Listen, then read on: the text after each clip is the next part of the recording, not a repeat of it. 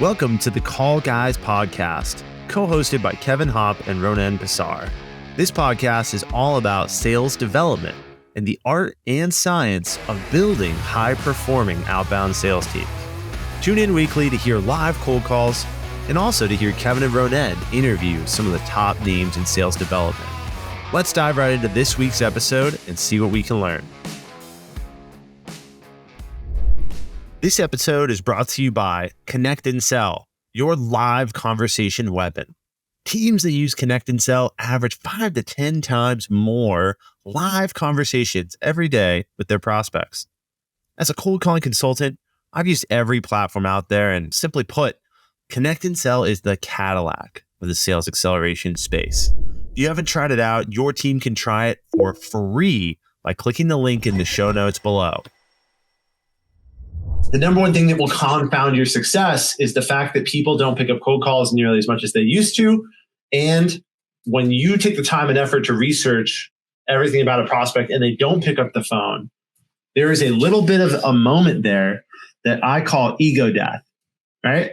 Now, whether or not they pick up the phone, they can pick up the phone and they shut you down, like the guy that I just talked to, Rory, who said, nope, don't have time to talk. If you put a lot of effort and weight and like research, I've got a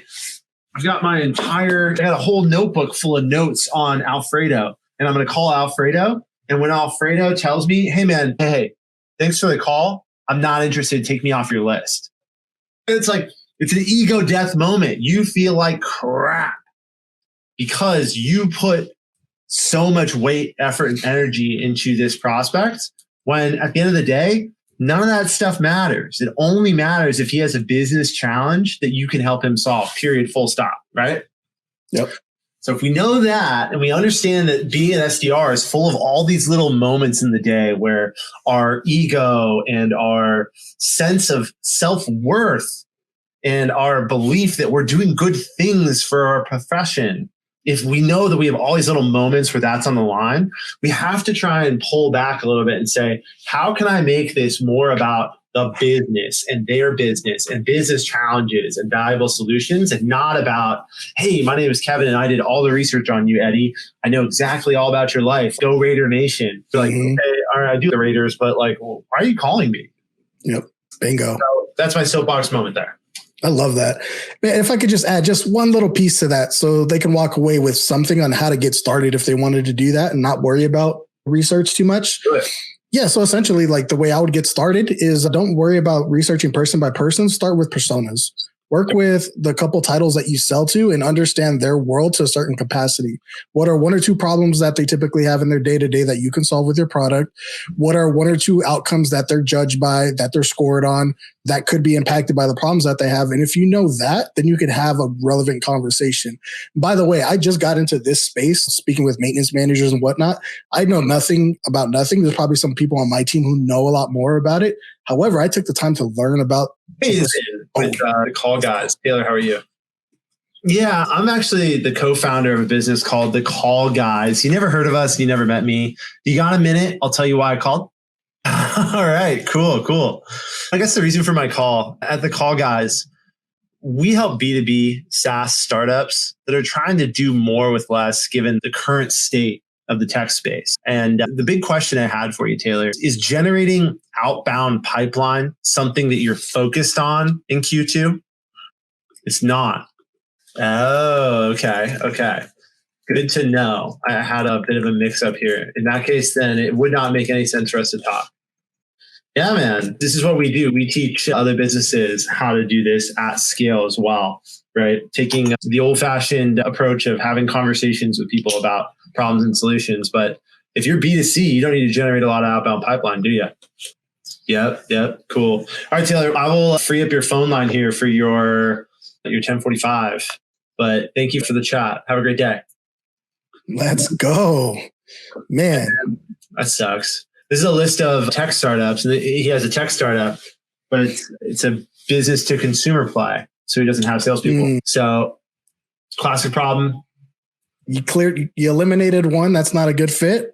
Had a conversation. That's momentum, baby. Let's go. And if I could highlight one thing that I really like about your style of cold calling, I love the way you just addressed that it's a cold call. early on. I love the way you address that. You probably haven't heard of the company.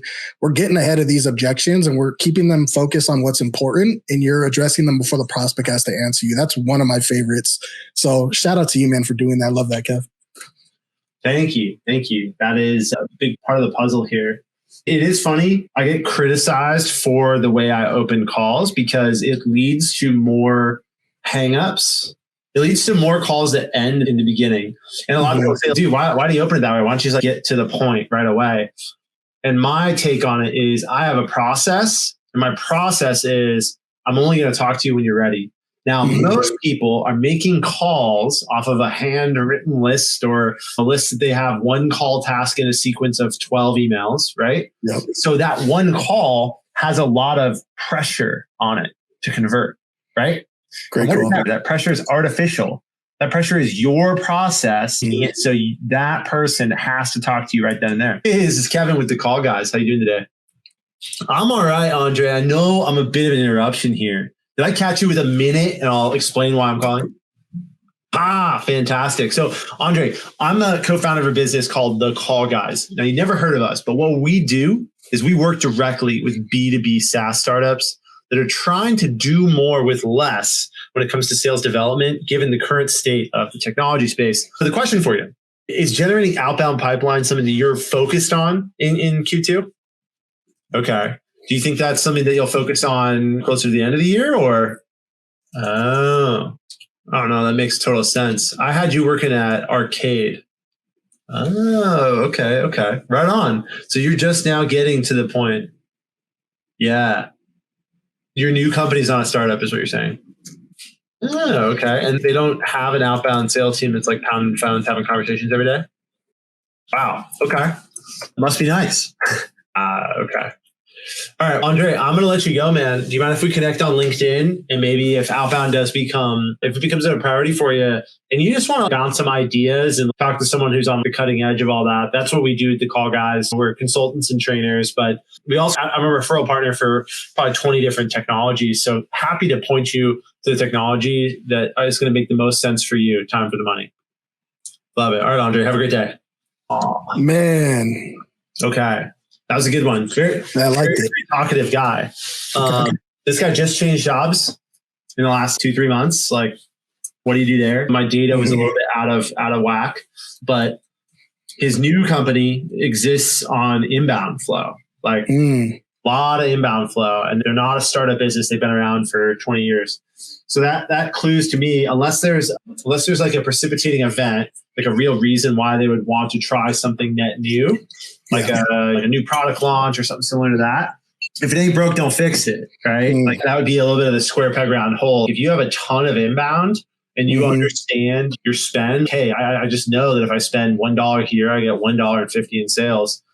If your business can thrive on that, look, outbound is not cheap. And it's not cheap because you need to have something that's much higher that you're going after to justify the whole expense in doing it. So I'm not going to bark up that tree with Andre right now, but I'm going to connect with him and I'm going to have him in my sphere here. Yeah, absolutely. You handled that well, by the way. A question for you. What was his role at the new company? That's a good question. I did not get that. And I was actually trying feverishly to pull up his LinkedIn, and I think I found it at the very end. He's just a sales director is the title. Dude, director of sales and sales director is like the worst title ever because at every company, it means something completely different. Like totally. Sales director at a lot of companies is just an individual contributor.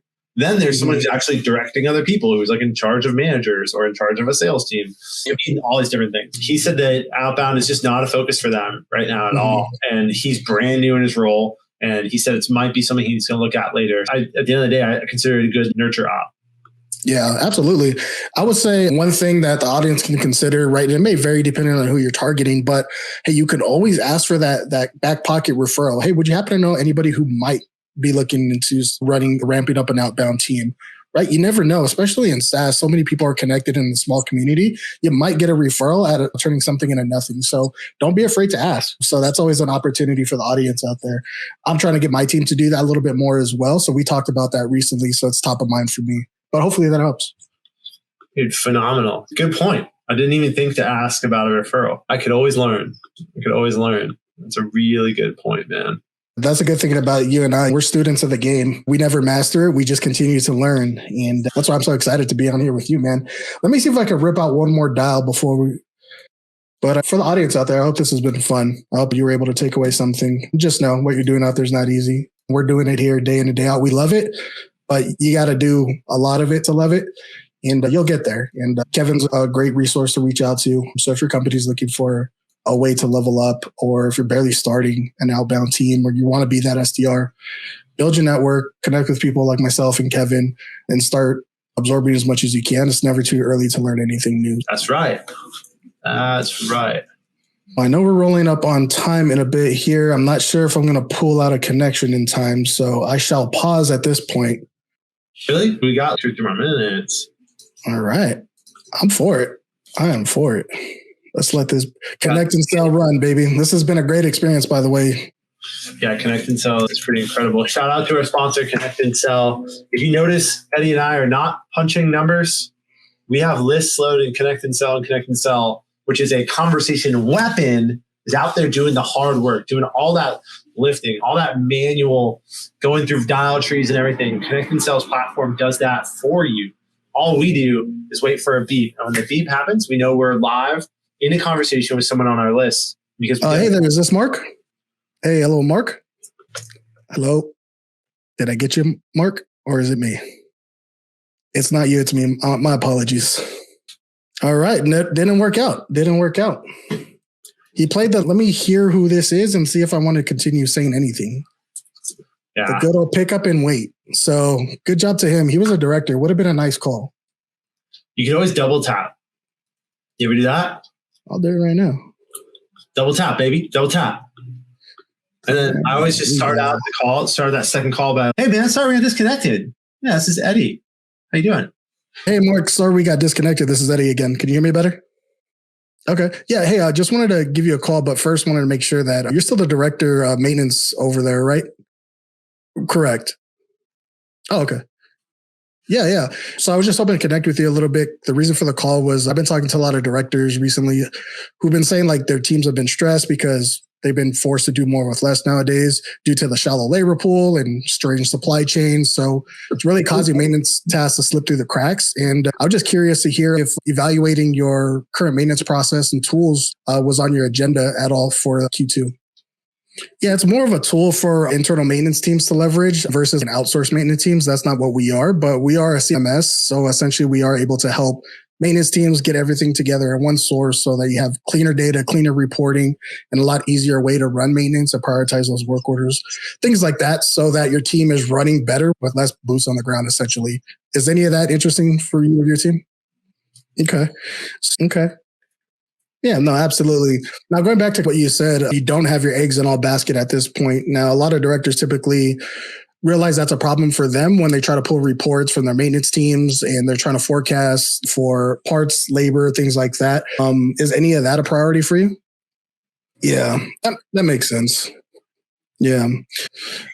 No, that's totally fair, Mark. And I like to tell everybody, I'm not necessarily, what we do is not a fit for everyone. So just learning a little bit more about your current state and your priorities. It's, hey, let's see if there are any opportunities, but it seems like you got it buttoned up with that current solution. And here's what I suggest. Why don't we just keep in touch? Maybe I can, as you mentioned, things change. If that labor pool dries up a little bit and you're starting to get backlogged with those work orders, maybe we can have a conversation then. What do you think? Hey, if there's a hole to fill, we can have a conversation about that. But yeah, I can hear you. You got me there? Yeah. All right. Much appreciated, Mark. You have a good one. All right. Almost. Hell of a conversation, man. Hell of a conversation. I love it. Eddie, how can people connect with you? LinkedIn, right? Connect with me on LinkedIn. And you can also find me on TikTok, Kick SaaS Coaching. Love that. Kick SaaS Coaching on TikTok. Everyone go follow Eddie. Thank you once again for coming on the show, Eddie. Thank you to our sponsor, Connect and Sell. Everybody tune in 2 weeks. I'm going to send you a calendar invite. I'm going to send you an invite on LinkedIn. In 2 weeks, we're going to be back again for another show. Excellent. Kevin, thank you so much for having me. This has been a blast.